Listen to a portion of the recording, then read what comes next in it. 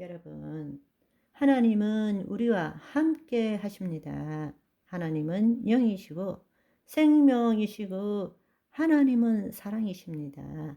복음은 하나님의 사랑을 누리고 그 하나님의 사랑을 나타내는 것인데, 생각해 보면 도대체 우리는 어떤 복음을 믿고 있을까? 우리가 열심히 신앙생활을 하지만 어쩌면 다른 복음에 우리가 너무 열심인 건 아닌가 한번 생각해 보게 됩니다. 더 기도해야 되고, 더 배워야 되고, 더 알아야 되고, 더 거룩한 삶을 살아야 되고, 더 죄짓지 않아야 되고, 그러나 복음은 그 전에 더 본질적인 것은 하나님의 생명과 하나가 되는 것입니다. 하나님의 생명은 사랑이십니다. 우리가 하나님의 사랑을 느끼지 못한다면 과연 하나님의 자녀라고 그렇게 불림을 받을 수 있을까요? 하나님의 사랑은 내 머리로, 내 관념으로, 내 언어로, 내 말로서 체험할 수 있는 것이 아닙니다. 그것은 언어와 말을 떠난 것이고, 주님이 영으로 나에게 임할 때에 비로소 그 사랑을 체험하게 되는 것입니다. 그런데 우리는 내가 주체가 되어서 그 사랑을 느끼려고 애쓰고 있어요. 하나님은 나를 사랑하시기 위해서 당신의 아들 예수 그리스도를 십자가에 못 박혀 죽게 하셨고, 우리에게 또 다른 보혜사 성령님을 보내주셨는데, 우리는 그 사랑 없이도 신앙생활을 잘 할 수 있다라는 것이 정말 기적 같은 일인 것 같습니다.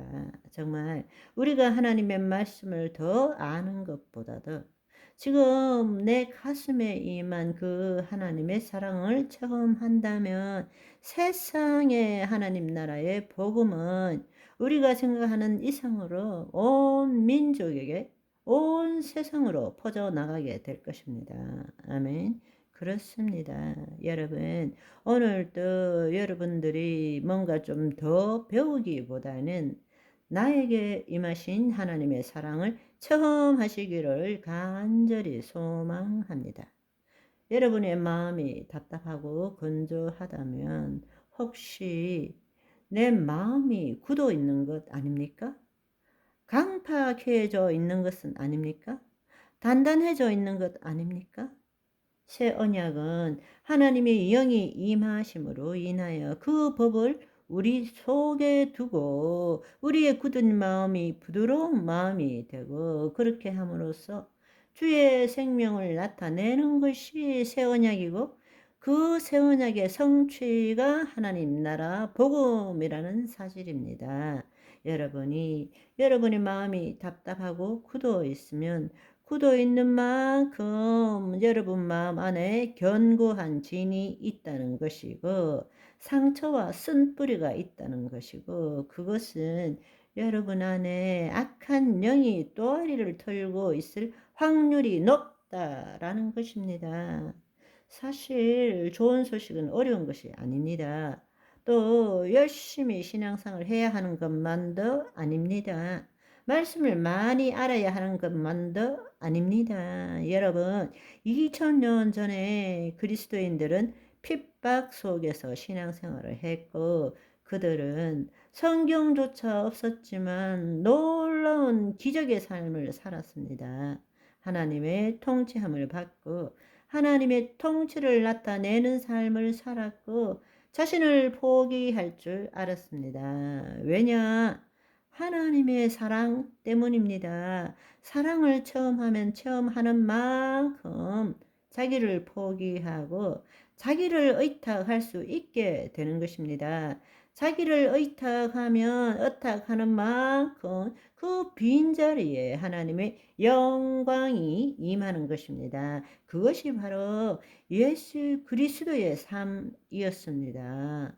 내일 아궁이에 던지는 들풀도 하나님께서 이처럼 입히시거늘 하물며 너희들일까 보냐 믿음이 적은 자들아. 이 뜻이 무엇입니까? 사실은 우리 자신을 하나님께 의탁 드리지 못한다는 뜻이죠. 그런데 드릴 수 없는 이유가 왜 그렇습니까? 하나님의 사랑을 체험하지 못했기 때문입니다.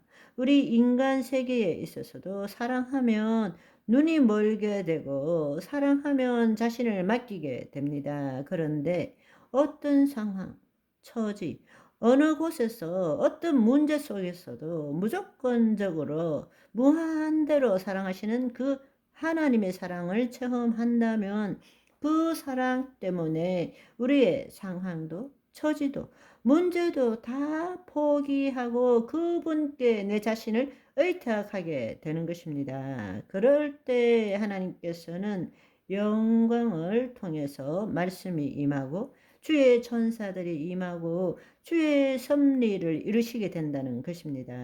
아멘. 이 시대에는 교리와 믿음 체계는 확립이 되어 있지만 하나님을 생명적으로 체험하지 못하는 시대인 것 같습니다. 이럴 때일수록 우리의 굳은 마음을 부드러운 마음으로 변해야 하고 하나님의 사랑을 맛보고 체험하고 우리는 하나님의 사랑 없이는 아무것도 할 수 없는 존재가 되어야 합니다. 아멘.